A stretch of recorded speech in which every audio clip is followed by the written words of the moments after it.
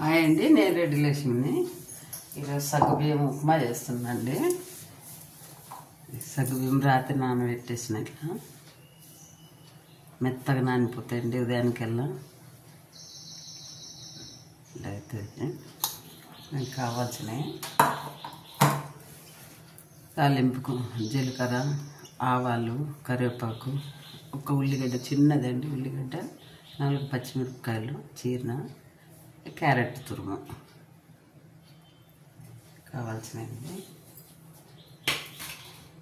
Body పెట్టుకొని stove వెలిగించుకున్నాం.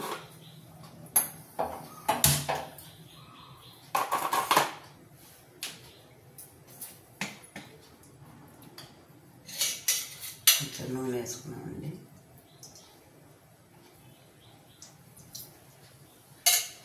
రెండు స్పూన్లు వేసాం.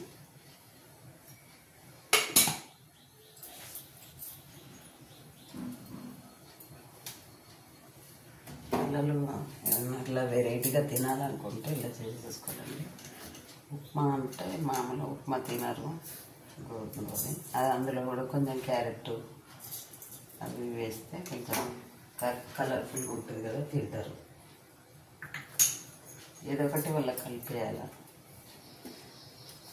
అలా కలిపితేనే తినగలుగుతారు.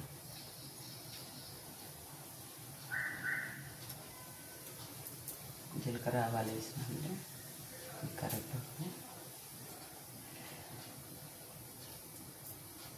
కరివేపాకు అది జీలకర్ర ఆవాలు ఫ్రై అవ్వక ముందే వేస్తాను. ముందే చిట్లుతుందండి భయం నాకు, ముందే వేసి పెడుతుంటే.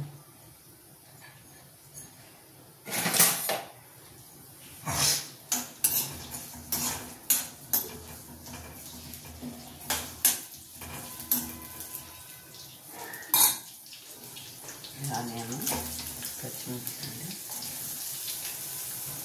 క్యారెట్ తురుము కాబట్టి తొందరగానే మగ్గిపోద్ది. అందుకని ముందు ఆనియన్ ఫ్రై చేసుకుంటాం.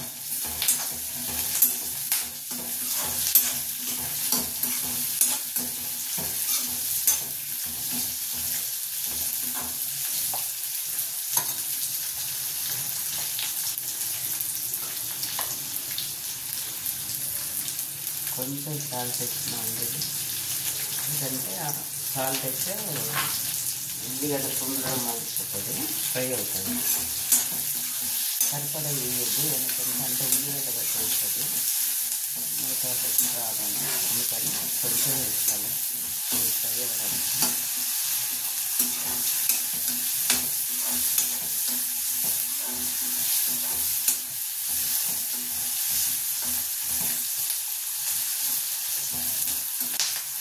ఫ్రై చేయండి క్యారెట్ అని.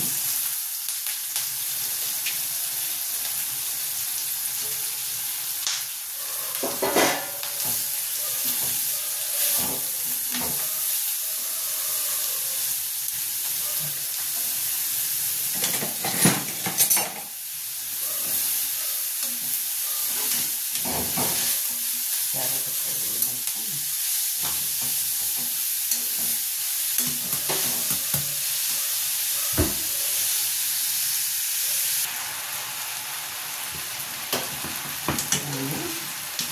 క్యారెట్ మగ్గినవి కదా, ఈ సగ్గుబియ్యం ఇప్పుడే వేసాను.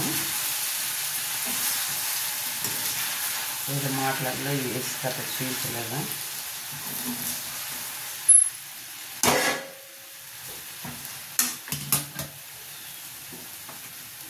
సరిపడా సాల్ట్ అండి.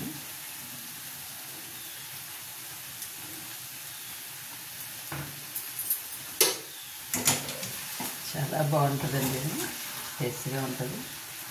పిల్లలు ఇష్టపడతారు తింటాను.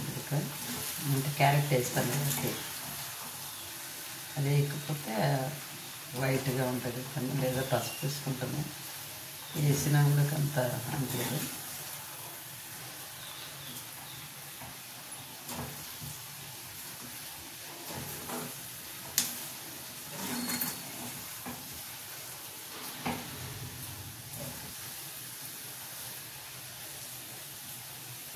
ఇంకా కలర్ఫుల్గా ఉంటుంది, చూడండి ఎంత బాగుందా.